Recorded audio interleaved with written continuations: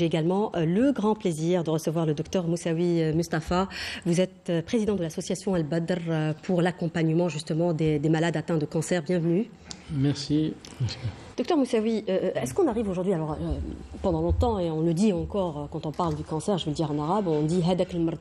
Est-ce qu'on arrive aujourd'hui à nommer un cancer? Est-ce qu'on arrive déjà, parce que nommer sa maladie, c'est déjà l'accepter. Est-ce que c'est le cas aujourd'hui? Absolument, l'association Al-Badr, donc ça fait pratiquement 15 ans qu'elle est sur le terrain et on a vu toute une évolution du cancer du sein ou du cancer en général.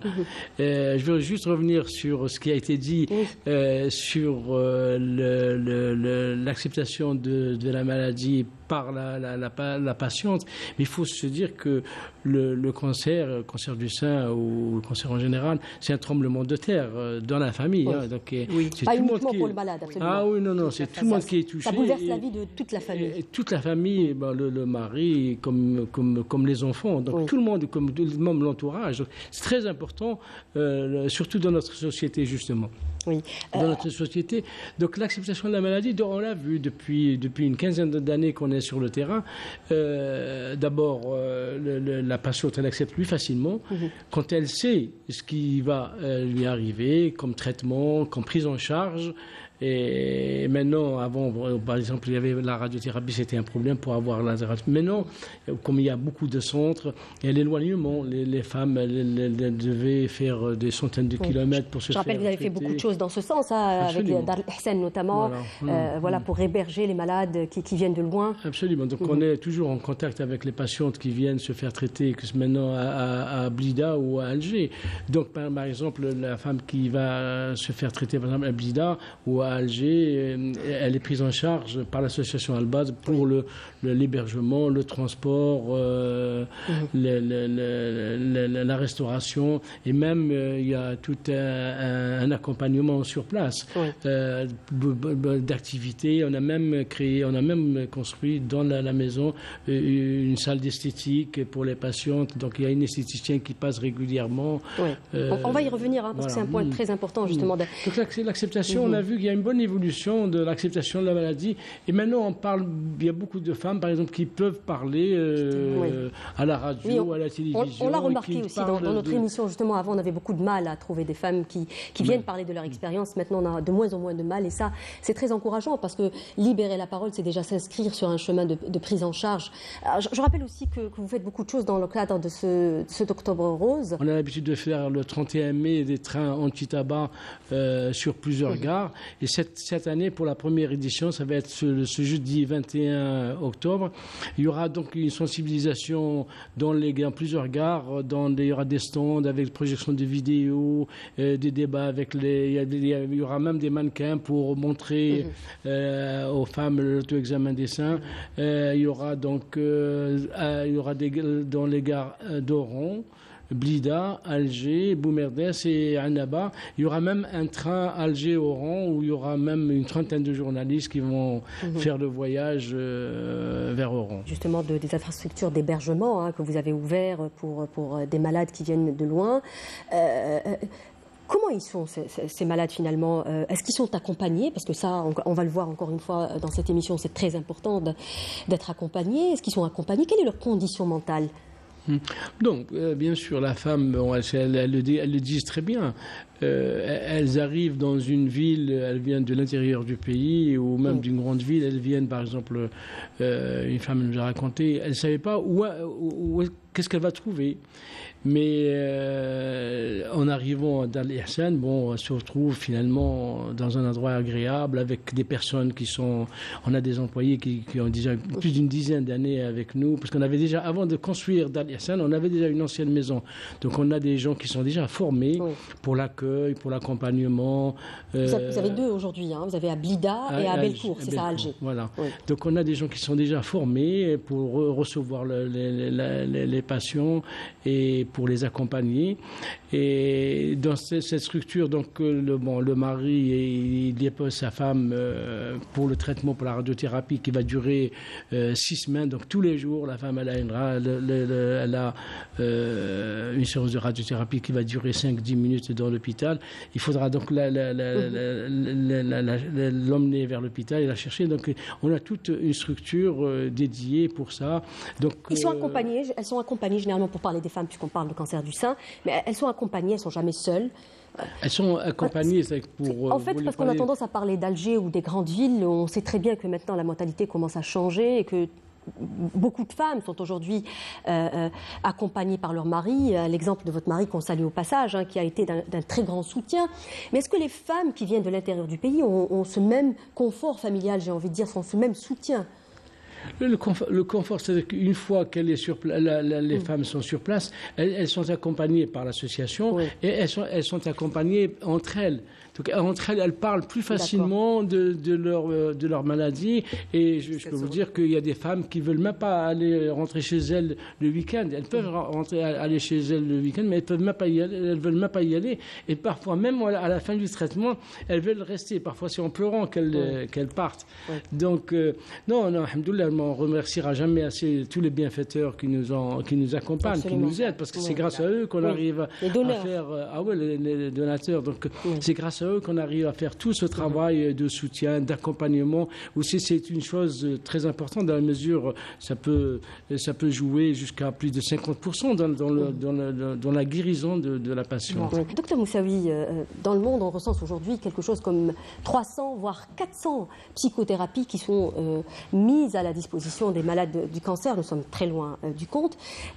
Comment évalue-t-on aujourd'hui la prise en charge psychologique justement de nos malades, on voit très bien que c'est très important. Certains ont la force du mental et ont l'accompagnement de leur famille, mais d'autres ont certainement besoin aussi de quelqu'un pour les écouter, pour les accompagner. Alors comment l'évaluer aujourd'hui en Algérie? Et puis par où il faut commencer si tout est à faire aujourd'hui? Si tout est à faire, c'est ce qu'on a commencé à faire il y a 15 ans. C'est-à-dire c'est de créer une association et d'essayer... Et pas seulement, même au niveau de nos CHU aussi, peut-être même au moment de la chimiothérapie, au moment au sortir d'une ablation. Il y a tout un parcours, comme disait le professeur Bendib, il y a tout le parcours de la patiente atteinte du cancer du sein. Il y a l'annonce du diagnostic, il y a la chimiothérapie, la chirurgie. Il y a des moments clés, en fait, dans le parcours. Donc, tout ça.